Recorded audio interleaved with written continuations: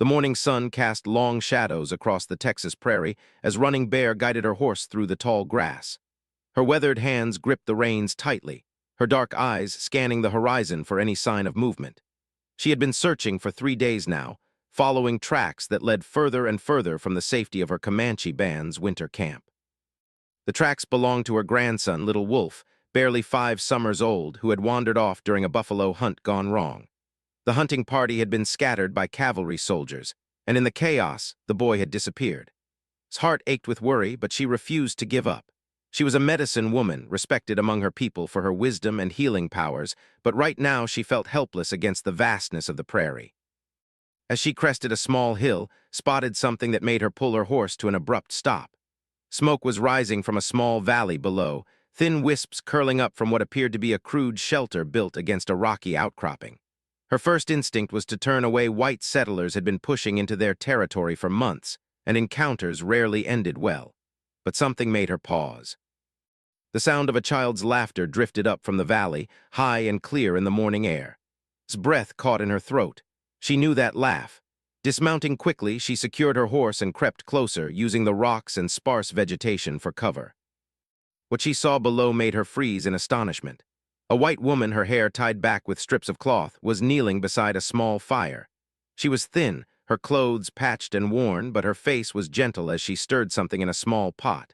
And there, sitting cross-legged beside her, was Little Wolf. The boy appeared unharmed, even content. He was playing with small stones, arranging them in patterns while chattering away in the mixture of Comanche and broken English that children often used.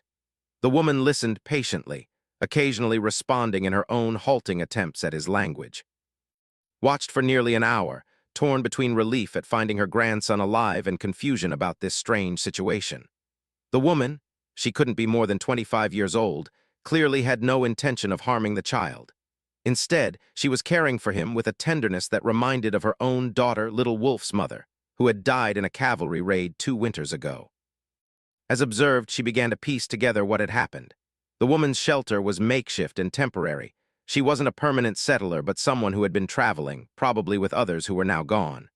Her clothes were too fine for a pioneer woman, suggesting she had come from back east, perhaps fleeing something or someone. The way she moved, careful and constantly alert, told this was a woman who had learned to fear for her safety. Little Wolf seemed completely at ease with his unexpected caretaker. He showed her his stone patterns, and she nodded appreciatively, even trying to copy his designs. When he pointed to the sky and said something in Comanche, she repeated the words back to him, her pronunciation making him giggle. It was clear they had been together for at least a day, maybe 2. The woman's actions spoke of someone who understood children, who perhaps had experience caring for them. When Little Wolf grew restless, she didn't scold him, but instead engaged him in a simple game, using hand gestures and facial expressions to communicate when words failed. She rationed their food carefully, giving the larger portion to the child, and when he seemed cold, she wrapped him in what appeared to be her own shawl. Felt a strange stirring in her chest, a mixture of gratitude and something else she couldn't quite name. This white woman could have left Little Wolf to fend for himself, or worse, could have seen him as a burden or threat. Instead, she had taken him in, protected him, fed him. In a time when her people and the white settlers were increasingly at war, this act of kindness seemed almost miraculous. But also knew the danger the woman was in. This was Comanche territory, and not all of her people would be as understanding as she was about finding a white woman with one of their children. Some warriors would assume the worst, that she had stolen the boy, or was holding him for ransom. The woman's very presence here put both her and Little Wolf at risk. As the day wore on, continued her vigil. She watched the woman attempt to teach Little Wolf simple English words, pointing to objects and nomming them. In return, he taught her Comanche phrases, clapping his hands when she managed to pronounce them correctly. They shared a simple meal of what looked like hardtack and dried meat, the woman breaking her pieces into smaller portions so the boy could eat more. When afternoon shadows began to lengthen, noticed the woman becoming increasingly anxious. She kept glancing toward the horizon, particularly in the direction from which had come. It was possible she had seen tracks or other signs of approaching riders. Little Wolf, oblivious to any danger, continued playing, but the woman's tension was growing more obvious by the hour. Made a decision. Rising from her hiding spot, she began to make her way down toward the small camp, moving slowly and keeping her hands visible. She knew her approach would likely terrify the woman, but she also knew that staying hidden was no longer an option. Other members of her band would be searching for Little Wolf too, and they might not be as patient or understanding as she was trying to be. The woman spotted her when she was still 50 yards away, watched as fear flashed across her face, quickly followed by a fierce protectiveness. The woman moved to place herself between and Little Wolf, her hands shaking but her stance determined. It was the reaction of someone who would fight to protect the child, even against impossible odds. Little Wolf called out softly in Comanche, not wanting to startle either of them further. The boy's head snapped up, his face breaking into a wide grin of recognition. "Grandmother," he cried out, scrambling to his feet and starting to run toward her. But the woman caught his arm gently, her eyes never leaving. She was clearly trying to assess whether this approaching figure was friend or foe. Stopped about 20 feet away and slowly raised her hands, palms out, in a universal gesture of peace. She spoke to Little Wolf in their native language, asking if he was well if he had been harmed. His excited chatter confirmed what she had already observed. He was fine, well-fed, and had been treated with kindness. The white woman listened to this exchange with growing understanding dawning in her blue eyes. She looked from to Little Wolf and back again, clearly recognizing the family resemblance and the obvious affection between them. Slowly, she released the boy's arm and stepped back, though she remained ready to intervene if necessary. Little Wolf ran too, throwing his small arms around her waist. She hugged him tightly, relief flooding through her as she felt his solid, warm presence. Over his head, she met the white woman's gaze. What she saw there surprised her, not the fear or hatred she might have expected, but a deep sadness mixed with resignation. The woman knew this moment would come. She had cared for Little Wolf, probably grown attached to him, and now she was preparing to let him go. The pain in her eyes spoke of other losses, other separations she had endured. Found herself wondering what tragedy had brought this young woman to be alone on the prairie, caring for a child who wasn't her own. Speaking slowly and clearly, tried a few words in English. Her pronunciation was rough, but the meaning was clear. "Thank you." The woman's eyes filled with tears, and she nodded, understanding not just the words but the depth of gratitude behind them. Little Wolf, sensing the emotional undercurrents but not fully understanding them, began chattering excitedly about his adventures. He told about the woman's attempts to cook, about the games they had played, about how she had sung to him when he was scared during a thunderstorm. His innocent account painted a picture of genuine care and affection that made his heart ache. As the sun continued its descent toward the horizon, faced a dilemma. Her warrior instincts told her to take Little Wolf and leave immediately, to put distance between themselves and this white woman who represented everything her people were fighting against. But her grandmother's heart and her medicine woman's intuition told her something different. This woman had saved her grandson's life. In a world increasingly divided by fear and hatred, she had chosen compassion. She had risked her own safety to care for a child of her supposed enemies. Such actions deserved recognition, deserved something more than a simple departure. But also knew the realities they all faced. Her war chief, Swift Eagle, would be leading search parties by now. If they found the woman here with Little Wolf, her explanations would fall on deaf ears. Warriors who had lost friends and family to white aggression would not be in a mood for nuanced understanding. The woman would be seen as a threat, and her kindness would be irrelevant to their justice. The woman seemed to understand this as well. She had been gathering her few belongings, preparing to leave even as she cared for Little Wolf. She knew she couldn't stay, couldn't continue this temporary family they had formed in the wilderness. The larger world of conflict and suspicion would soon intrude, making their fragile peace impossible to maintain. As twilight approached, heard something that made her blood run cold, the distant sound of hoofbeats growing closer. Multiple riders moving fast, heading straight for their location. The search party had found them. Swift Eagle rode hard across the prairie, his war paint still fresh on his face from the morning's rituals. Behind him, 6 of his finest warriors matched his pace, their horses' hooves thundering against the earth like a drum calling for justice. He had been tracking the same signs that led his mother away from their camp, but his purpose was different. Where she sought to rescue, he sought answers and possibly revenge. The loss of Little Wolf during the chaotic buffalo hunt had cut deep into Swift Eagle's heart. The boy was not just his nephew, but the last living piece of his beloved sister, Morning Star, who had died defending their village from cavalry soldiers. The child represented hope for their people's future, a bridge between the old ways and whatever new world they would have to navigate. To lose him felt like losing their tomorrow. As they crested the same hill his mother had climbed hours earlier, Swift Eagle's keen eyes immediately spotted the smoke from the valley below. His hand instinctively moved to the war club at his side, muscles tensing for battle. Smoke meant people, and in this contested territory, people usually meant trouble. He raised his hand, signaling his warriors to halt. Below them, the small camp came into view, and what Swift Eagle saw there made his blood burn with rage. A white woman stood near a makeshift shelter, and beside her were two figures he recognized immediately, his mother and Little Wolf. "Trap," growled Stone Bear, the veteran warrior riding beside him. "The woman has taken the child and the grandmother as hostages." Swift Eagle's jaw tightened. The scene appeared to confirm his worst fears. White settlers had been increasingly bold in their encroachment on Comanche lands, and stories of kidnapped children were becoming more common. Now it seemed his own family had fallen victim to such treachery. But as he studied the scene more carefully, something didn't fit the pattern he expected. His mother was not bound or constrained in any way.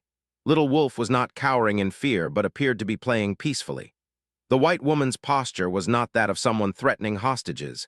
Instead, she seemed almost protective, standing close to the boy as if shielding him. "Something is not right," murmured Broken Arrow, the youngest of his warriors. "Why would the white woman need to capture an old medicine woman, and why does the boy appear so calm?" Swift Eagle silenced him with a sharp look. Whether the situation was as it appeared or not, the presence of a white woman with his family in their territory was unacceptable. Too many of his people had suffered at the hands of the pale-skinned invaders. His own wife, Singing Bird, bore scars from a cavalry raid on their village. His war chief's heart overruled any questions his mind might have about the scene below. "We go down," he commanded, his voice carrying the authority of one who had led his people through countless battles. "But we go carefully. If this is a trap, we do not spring it blindly." The 7 warriors began their descent, spreading out to approach the camp from multiple angles. Swift Eagle took the direct path, trusting his men to cut off any escape routes. As they rode closer, he could hear voices carrying on the wind, his mother speaking in both Comanche and broken English, the white woman responding in her own language, and Little Wolf's cheerful chatter mixing both tongues. The first to notice their approach was. Her weathered face looked up toward the hillside, and even from a distance, Swift Eagle could see her expression change from alert caution to deep concern. She spoke quickly to Little Wolf and the white woman, clearly warning them of the approaching warriors.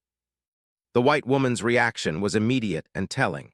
Instead of running or reaching for a weapon, she moved closer to Little Wolf, her body language screaming protection rather than aggression. This was not the behavior of a kidnapper or someone using the child as leverage. This was the behavior of someone who cared about his welfare. But Swift Eagle's war-hardened heart was not ready to accept such an interpretation. He had seen too much deception from white settlers, too many false smiles that masked deadly intentions. The woman's protective stance could easily be calculated, designed to make them hesitate long enough for reinforcements to arrive or for her to spring whatever trap she had set. As his horse reached the bottom of the valley, Swift Eagle dismounted in one fluid motion, his weapons ready but not yet drawn. His warriors took positions around the small camp, effectively surrounding the 3 figures but maintaining enough distance to avoid appearing immediately threatening. "Mother," Swift Eagle called out in Comanche, his voice carefully controlled. "Step away from the white woman. Bring the boy to safety." His response surprised him. Instead of immediately complying, she remained where she was, one hand resting gently on Little Wolf's shoulder. "My son," she replied, her voice carrying the authority that came with age and wisdom, "things are not as they might appear. This woman has shown great kindness to your nephew." "Kindness?" Swift Eagle's voice rose, his composure cracking slightly. "White settlers show no kindness to our people. They take our lands, kill our warriors, steal our children. What kindness could this one possibly offer?" Little Wolf, oblivious to the tension surrounding him, broke free from his grandmother's gentle hold and ran toward his uncle. "Uncle Swift Eagle," he cried out in Comanche, his face bright with excitement. "The pale woman taught me new words, and she shared her food with me, and she sang to me when the thunder spirits were angry." The innocent words hit Swift Eagle like physical blows. Little Wolf showed no signs of fear or trauma. Instead, he seemed genuinely fond of the white woman, speaking of her with the same affection he might show for a favorite aunt. This contradiction between what Swift Eagle expected and what he was witnessing created a storm of confusion in his warrior's heart. Behind him, his men were growing restless. Stone Bear's face showed barely contained rage as he stared at the white woman. Iron Wolf's hand gripped his tomahawk so tightly his knuckles had turned white. These were warriors who had lost family and friends to white aggression. To them, every pale face represented an enemy worthy of death. The white woman seemed to understand the precariousness of her situation. Swift Eagle watched as she slowly backed away from Little Wolf and her hands raised in a gesture of surrender. Her blue eyes met his across the small clearing, and he was struck by what he saw there, not the defiance or contempt he expected, but a deep sadness mixed with acceptance. She knew she was likely going to die here in this lonely valley, far from whatever home she had known. Yet even facing that prospect, her primary concern seemed to be for Little Wolf's emotional well-being. She spoke to the boy in her halting Comanche, telling him to go to his uncle, that he was safe now. "Wait," commanded in a voice that brooked no argument, even from a war chief. "Before any decisions are made, the truth must be spoken. This woman found Little Wolf lost and alone on the prairie. She could have left him to die or worse. Instead, she fed him, protected him, comforted him.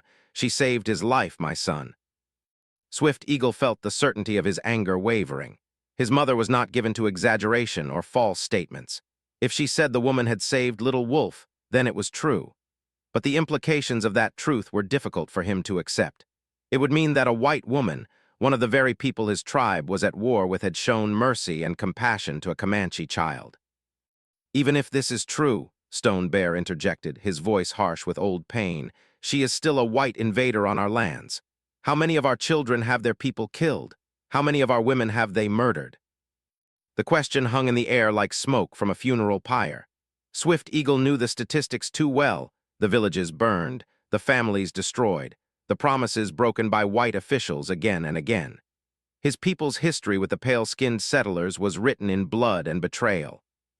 But looking at Little Wolf, seeing the genuine affection in his young face as he spoke about the white woman, Swift Eagle found his certainty crumbling. The child was innocent of political complexities. He responded to kindness with kindness, to care with attachment. If the woman had truly saved and protected him, could Swift Eagle order her death? The white woman seemed to sense the debate raging around her. She spoke quietly too in English, her words too soft for Swift Eagle to catch. But he saw his mother's face soften with understanding, saw her nod with what looked like respect. "What does she say?" Swift Eagle demanded. Translated slowly, her voice thoughtful. "She says she understands why you hate her people. She says she has seen the same hatred in the eyes of her own kind when they speak of ours. She says she does not ask for mercy for herself, but only that the boy not be made to suffer for her actions." The words struck Swift Eagle with unexpected force. This white woman understood the cycle of hatred and violence that consumed both their peoples. She was not pleading for her life or making excuses. Instead, she was accepting responsibility for her choices while trying to protect the child she had cared for. Little Wolf, sensing the adult tensions even if he didn't fully understand them, moved between his uncle and the white woman. His small voice piped up in a mixture of languages. "Uncle, the pale woman good. She no hurt Little Wolf. She sing pretty songs and make funny faces." Swift Eagle looked down at his nephew, seeing the trust and innocence in those dark eyes. The boy had no understanding of the larger conflict between their peoples. To him, the white woman was simply someone who had been kind when he was lost and afraid. In Little Wolf's world, such kindness deserved protection, not punishment. "My son," said quietly, "we teach our children to honor those who show kindness.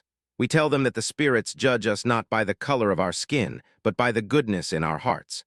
If we kill this woman for the crime of showing mercy to one of our own, what lesson do we teach Little Wolf?" The question cut to the heart of Swift Eagle's dilemma. As a war chief, his duty was to protect his people from their enemies. But as a father figure to Little Wolf, his duty was to model the values they wanted the boy to embrace. How could he justify executing someone who had saved the child's life? Behind him, his warriors waited for his decision. He could feel their tension, their desire for action. Some, like Stone Bear, clearly favored killing the woman regardless of her actions. Others seemed less certain, perhaps influenced by the obvious affection Little Wolf showed for his rescuer. The white woman made the decision more complicated by her next action. Reaching into her patched dress, she pulled out a small object and held it toward little Wolf. It was a carved wooden horse, roughly made but smoothed with obvious care. She spoke to him gently, telling him in her broken Comanche that she had made it for him, so he would always remember their time together. Little Wolf accepted the gift with delight, examining the carving with the intense focus only children could manage. The horse was clearly made by amateur hands, but the effort and thought behind it were unmistakable. This was not something a kidnapper would do. This was the action of someone who had grown genuinely fond of the child. Swift Eagle felt his resolve wavering further. Everything about the scene contradicted his assumptions.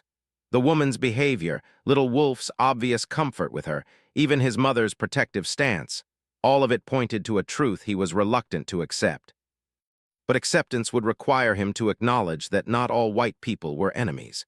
It would mean admitting that mercy and kindness could exist even between peoples at war. For a man who had built his identity around protecting his tribe from white aggression, such acknowledgement felt like betrayal. The white woman's name was Sarah Elizabeth, though she had not spoken it aloud in 3 months. She stood in the center of the Comanche warriors, her hands trembling slightly despite her attempts to appear calm, and tried to remember who she had been before the prairie had stripped away everything she thought she knew about herself. 3 months ago, she had been a schoolteacher from Boston, traveling west with her younger brother Thomas and his new wife to start a school in a Texas settlement. They had been full of hope and purpose, armed with books and lesson plans, and the unshakable belief that education could bridge any divide, civilize any frontier. Sarah remembered the weight of her teaching materials in their wagon, the carefully planned curriculum she had developed for children who might never have seen the inside of a classroom. That optimism had died along the river, where Kiowa raiders had attacked their small wagon train. Sarah closed her eyes briefly, forcing away the memory of screams, of Thomas trying desperately to reload his rifle while blood poured from a wound in his shoulder. The attack had lasted less than an hour, but it had destroyed everything Sarah had believed about the nobility of their civilizing mission. She had survived by hiding under their overturned wagon, clutching his Bible while listening to the sounds of death around her. When silence finally came, she had emerged to find herself utterly alone, surrounded by the bodies of people who had become friends during their journey west. The raiders had taken what they wanted and left, apparently considering her either dead or not worth the effort of capture. For days, she had wandered without direction, surviving on what little food she could scavenge from the wreckage. Her fine Boston clothes had quickly become ragged, her soft hands blistered and cut from trying to gather roots and berries. She had expected to die, had even welcomed the possibility during the darkest moments when hunger and thirst made each step an agony. But death had not come. Instead, she had found reserves of strength she never knew she possessed. Her schoolteacher's mind, trained to observe and categorize, began to notice patterns in the landscape, to distinguish between edible and poisonous plants, to read the signs of water and shelter. Slowly, painfully, she had learned to survive in a world that bore no resemblance to the civilized Boston she had known. It was during her 2nd month alone that she had found little Wolf. The boy had been curled under a rocky overhang, shivering with cold and hunger, his dark eyes wide with fear and exhaustion. Sarah's first instinct had been to keep walking. Her rational mind knew that helping a Comanche child could only bring danger. But when their eyes met, she had seen something that transcended the boundaries of race and conflict, a terrified child who needed help. The decision to approach him had changed everything. Little Wolf had been as wary of her as she was of him, but hunger and cold had made them both desperate enough to risk trust. Sarah's limited medical knowledge, gained from helping the town doctor back in Boston, told her the boy was suffering from exposure and dehydration. Her teacher's instincts told her he was intelligent and brave, fighting to stay strong despite his circumstances. Those first days together had been a delicate dance of communication and mutual aid. Sarah had shared her meager supplies while little Wolf had shown her which plants were safe to eat, which animal tracks to follow to water. He was remarkably resourceful for such a young child, clearly raised in a culture that valued practical survival skills over the academic knowledge Sarah had always prized. But it was not just practical cooperation that bound them together. Little Wolf had a natural curiosity that reminded Sarah of her best students back in Boston. He wanted to understand her world just as she was learning about his. They developed their own language of gestures and expressions, supplemented by the Comanche words she struggled to learn and the English phrases she tried to teach him. The boy's laughter had been the first genuine joy Sarah had experienced since the attack on their wagon train. When she managed to catch a fish with her improvised spear, his delighted giggling had made her feel like the most accomplished person in the world. When he showed her how to weave grass into rope, his patient instruction had reminded her why she had become a teacher in the first place. Over the weeks, their relationship had evolved from mere survival partnership to something approaching family. Sarah had found herself thinking of little Wolf as the little brother she had never had, fiercely protective of his welfare even as she recognized the impossible nature of their situation. She knew she could not keep him indefinitely, just as she knew that their temporary refuge could not last forever. The boy spoke often of his family, his words mixing Comanche and English in ways that gradually made sense to Sarah. He talked about his grandmother, the medicine woman, his uncle, the war chief, his mother who lived now with the spirits. Sarah pieced together a picture of a loving, close-knit family that was probably desperately searching for their lost child. She also understood, with growing clarity, what her own fate would likely be if that family found them together. She had heard enough stories during her journey west to know how such encounters typically ended. White settlers who were found with Indian children were usually assumed to be kidnappers, or worse. The fact that she had actually saved little Wolf's life would be irrelevant to warriors seeking justice for countless past wrongs. Yet Sarah could not bring herself to abandon the boy. Every time she considered leaving him somewhere safe and continuing her own journey alone, his trusting smile would stop her. He depended on her, not just for food and shelter, but for the companionship that made survival bearable. She had become his anchor in a world that had suddenly become dangerous and confusing. Now, standing in the circle of Comanche warriors, Sarah felt the weight of all her choices pressing down on her. She could see the debate raging in the war chief's eyes, could feel the tension radiating from his men. Some of them clearly wanted her dead, viewing her as just another white invader deserving of punishment. Others seemed less certain, perhaps influenced by Little Wolf's obvious affection for her. The old woman, Little Wolf's grandmother, was speaking on her behalf, her voice carrying the authority of age and wisdom. Sarah could not understand all the words, but the tone was clear, was trying to convince her son that Sarah deserved mercy rather than punishment. But Sarah was not entirely certain she wanted mercy if it meant being separated from Little Wolf forever. Over their weeks together, the boy had become more than just a responsibility. He had become her family, the one bright spot in a world that had taken everything else from her. The thought of walking away and never seeing him again felt almost as terrible as the prospect of death. Little Wolf himself seemed oblivious to the gravity of the situation. He continued to chatter excitedly about their adventures together, showing his uncle the wooden horse Sarah had carved for him, acting as if this were simply another interesting event in his young life. His innocence was both heartbreaking and oddly comforting. At least one person in this tense gathering was not weighed down by the history of violence between their peoples. Sarah tried to imagine what her life might have been like if the wagon train had never been attacked. She would probably be teaching in some frontier schoolhouse right now, trying to instill proper grammar and moral values in the children of settlers. She would be sleeping in a real bed, eating regular meals, wearing clean clothes. She would be living the civilized life she had always taken for granted. But she would never have met Little Wolf. She would never have learned to see the world through his eyes, never have discovered the strength and resourcefulness that hardship had awakened in her. Despite the danger of her current situation, Sarah found herself unable to regret the path that had brought her here. The war chief, Swift Eagle, his mother had called him, was studying her with intense dark eyes. Sarah met his gaze steadily, trying to communicate without words that she understood his position. She was an intruder in his territory, a representative of a people who had brought nothing but trouble to his tribe. By all the logic of war and vengeance, she deserved whatever punishment he chose to inflict. But she had also saved his nephew's life. She had fed him when he was hungry, comforted him when he was scared, protected him when he was vulnerable. If that counted for nothing in Swift Eagle's calculation, then Sarah was prepared to accept her fate. She had lived long enough to know that kindness was not always rewarded, that good intentions could not always overcome the larger forces of hatred and fear. One of the younger warriors was speaking now, his voice sharp with anger. Sarah did not need to understand his words to recognize the tone of someone arguing for swift justice. She had heard similar tones from white settlers discussing what should be done with captured Indians. The same dehumanizing rage that made violence feel not only justified but necessary. Little Wolf was beginning to sense the tension around him. His excited chatter had quieted, and he was looking back and forth between his uncle and Sarah with growing confusion. When one of the warriors moved closer, the boy instinctively stepped toward Sarah, seeking the comfort of familiar protection. The gesture was small but significant. Without conscious thought, Little Wolf had identified Sarah as someone safe, someone who would shield him from harm. It was a child's simple trust, uncomplicated by the political and racial considerations that tormented the adults around him. Sarah knelt down to Little Wolf's level, speaking to him gently in the mixture of languages they had developed together. She told him that his family loved him very much, that he was safe now, that he should not be afraid. She was not entirely certain he understood all her words, but he responded to her calm tone, his small body relaxing slightly.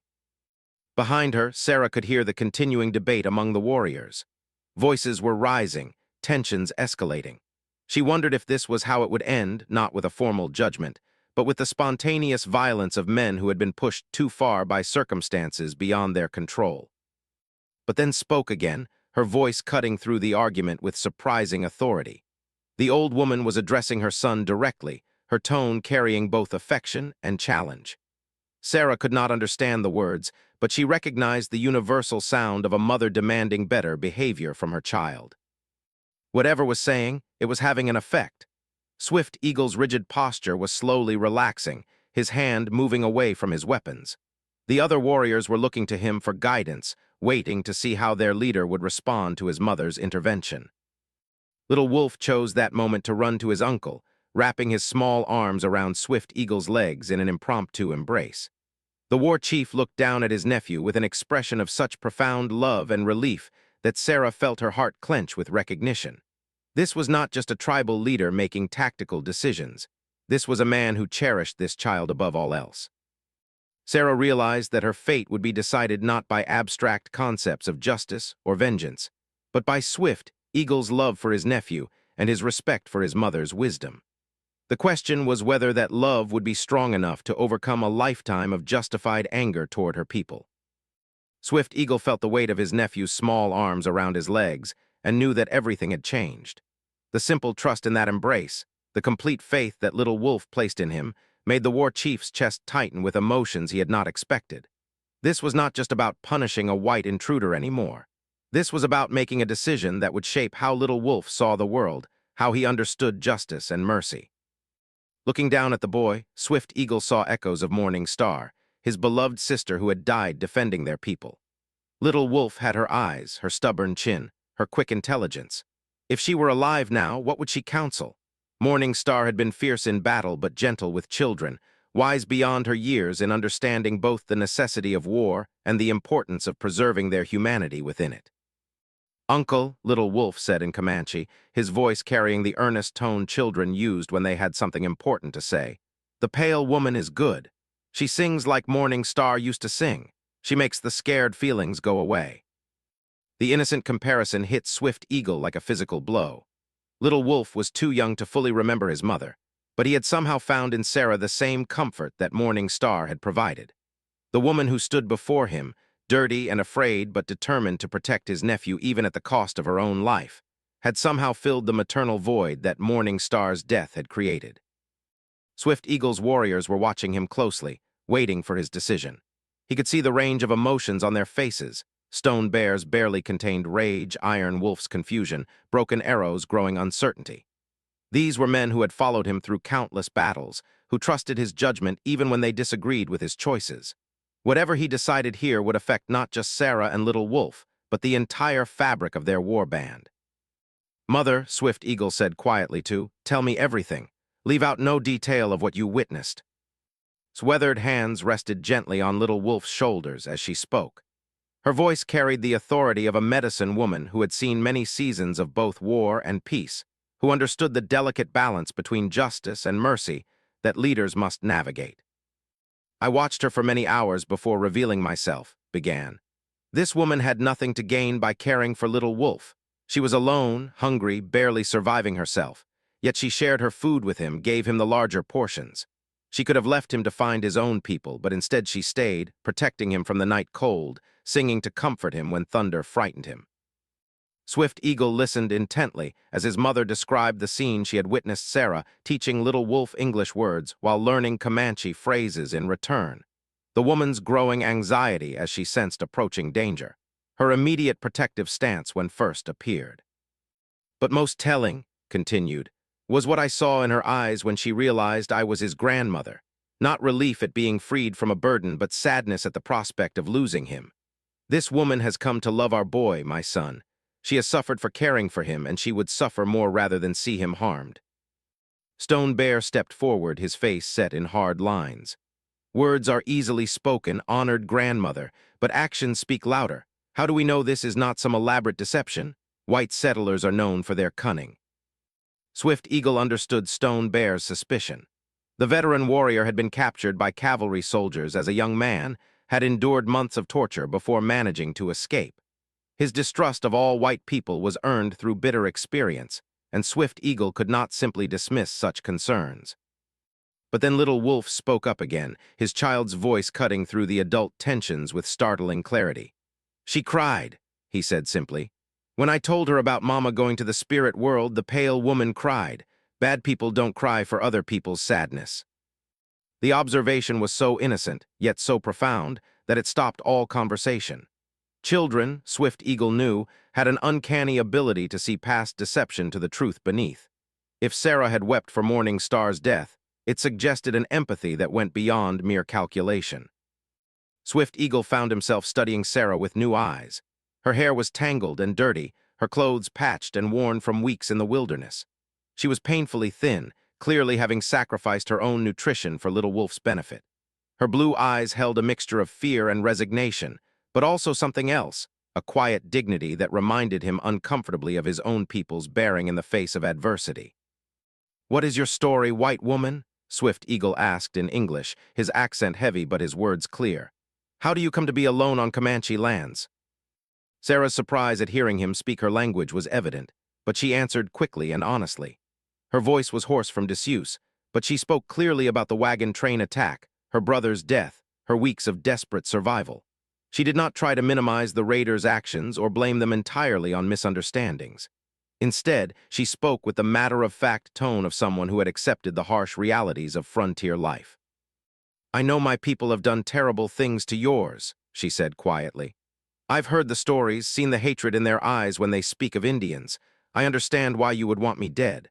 But I couldn't leave little Wolf to die alone. I couldn't do that to any child, regardless of their people." Her honesty was disarming. Swift Eagle had expected excuses, justifications, perhaps even threats about rescue parties coming to find her. Instead, Sarah spoke with the weary wisdom of someone who had been forced to see the world as it really was, stripped of comfortable illusions about civilized behavior and moral absolutes. Iron Wolf, the youngest of Swift Eagle's warriors, stepped forward hesitantly. "War Chief," he said carefully, "my sister was saved by a Mexican trader when she was lost during a storm. We did not kill him for helping our family. How is this different?" The comparison was apt and troubling.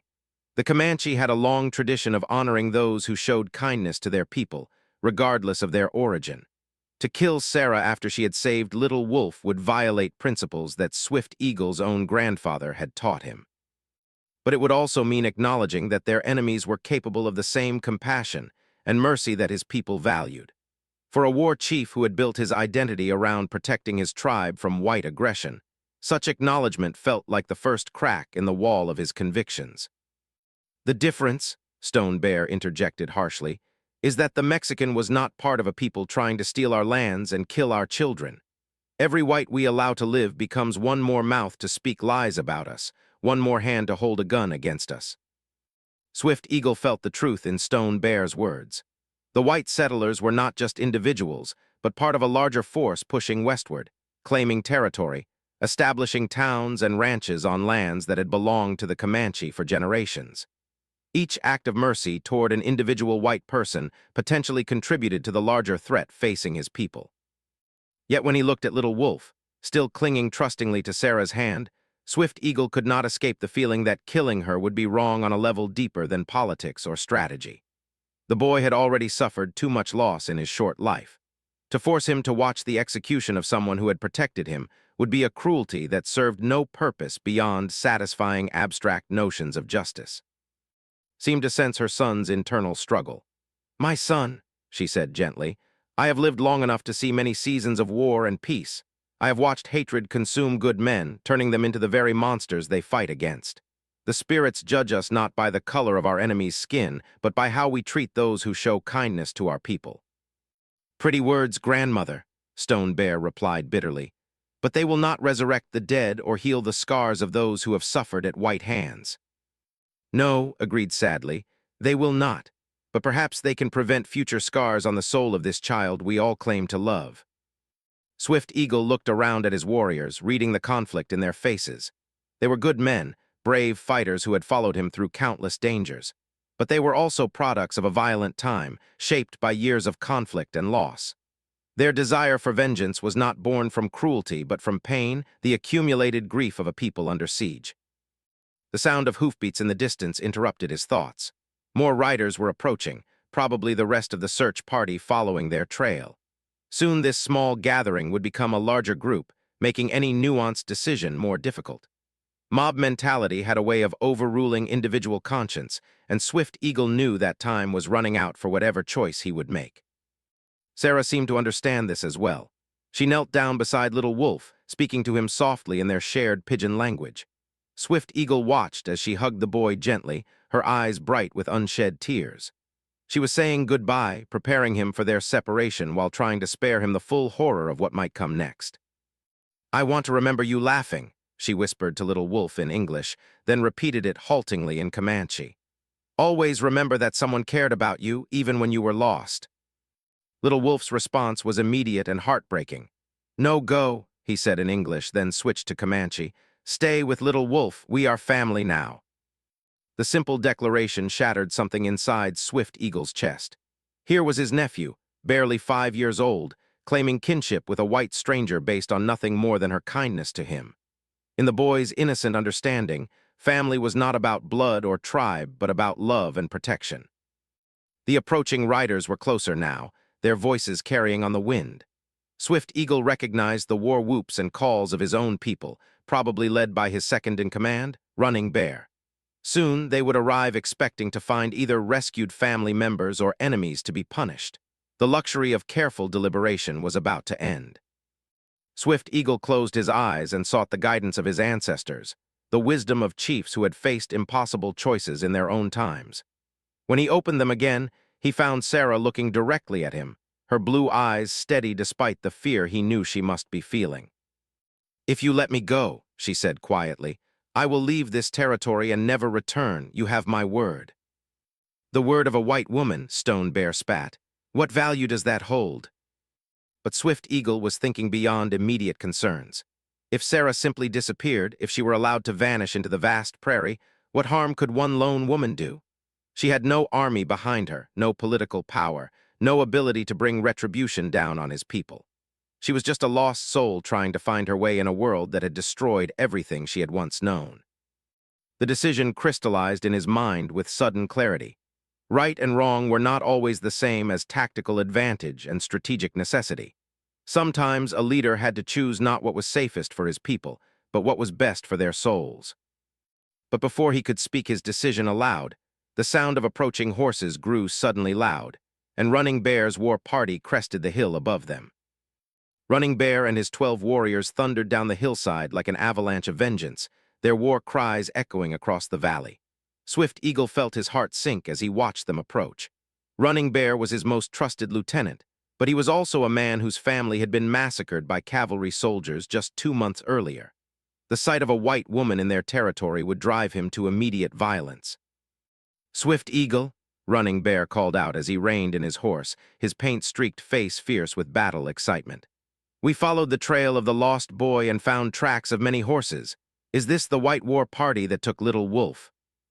The question hung in the air like smoke from a signal fire. Swift Eagle realized that Running Bear had misinterpreted the scene entirely, assuming that Sarah was part of a larger force that had kidnapped his nephew. The warrior's hand was already moving toward his scalping knife. his eyes fixed on Sarah with the focused intensity of a predator. "Running Bear, stop," Swift Eagle commanded, his voice carrying the authority of absolute leadership. "Things are not as they appear." But the damage was already spreading through Running Bear's warriors. They had arrived expecting to find either rescued family members or a battle to be fought. Instead, they saw their war chief apparently in conversation with a white woman while his mother and nephew stood nearby. To men whose world was divided simply between friend and enemy, the scene was confusing and potentially treacherous. Young Hawk, barely 18 and eager to prove his worth as a warrior, raised his rifle toward Sarah. "One shot ends this, War Chief. Why do we waste time talking?" "Because," Little Wolf's clear voice cut through the tension, "the pale woman is good. She took care of Little Wolf when he was lost and scared." The boy's words, spoken in perfect Comanche, created a moment of stunned silence among the newly arrived warriors. Running Bear's fierce expression faltered as he tried to process what he was hearing. Little Wolf was clearly unharmed, even content. The white woman was not holding him hostage or threatening him in any way. Swift Eagle seized the opportunity to explain quickly, speaking in rapid Comanche to fill in the details his men were missing. He told them about Sarah finding Little Wolf alone and caring for him, about observations, about the bond that had developed between the woman and the boy. But even as he spoke, he could see skepticism in many faces. "War Chief," Running Bear said carefully, his voice troubled, "I understand your desire to spare someone who helped Little Wolf, but we cannot ignore what this woman represents. White settlers grow bolder every season. If word spreads that we show mercy to their kind, it will be seen as weakness." Swift Eagle knew his lieutenant was right about the broader implications. Their tribal council would question any decision to spare a white captive, regardless of the circumstances. Other bands would hear the story and wonder if their war chief was losing the hardness necessary to protect their people. In a world where reputation often mattered more than reality, mercy could indeed be perceived as weakness. But Sarah chose that moment to speak, her voice steady despite the rifles pointed in her direction. "I understand your position," she said in halting Comanche, then continued in English while looking directly at Swift Eagle. "But killing me won't bring back your dead or stop other whites from coming. It will only teach Little Wolf that kindness is repaid with violence." The words struck Swift Eagle with unexpected force. Sarah was right, executing her would accomplish nothing beyond satisfying the thirst for vengeance. It would not resurrect Running Bear's murdered family or prevent future conflicts with white settlers. But it would forever change how Little Wolf saw the world, teaching him that mercy was a weakness his people could not afford. Stepped forward, her medicine woman's voice carrying the weight of spiritual authority. "My warriors," she said formally, addressing all the men present, "I have seen many seasons of war and peace. I have doctored wounds made by white bullets and Comanche arrows alike. Pain is pain, regardless of who inflicts it, but healing comes not from adding more wounds to the world, but from choosing to stop the bleeding." Her words created a moment of reflective silence. Was revered among their people not just for her medical skills, but for her wisdom in spiritual matters. When she spoke as a medicine woman rather than simply as Swift Eagle's mother, even the most hardened warriors listened carefully. But young Hawk was not ready to accept such philosophy. "Honored grandmother," he said respectfully but firmly, "my father died fighting white soldiers who showed no mercy to our women and children. How can we show mercy to their kind when they show none to ours?"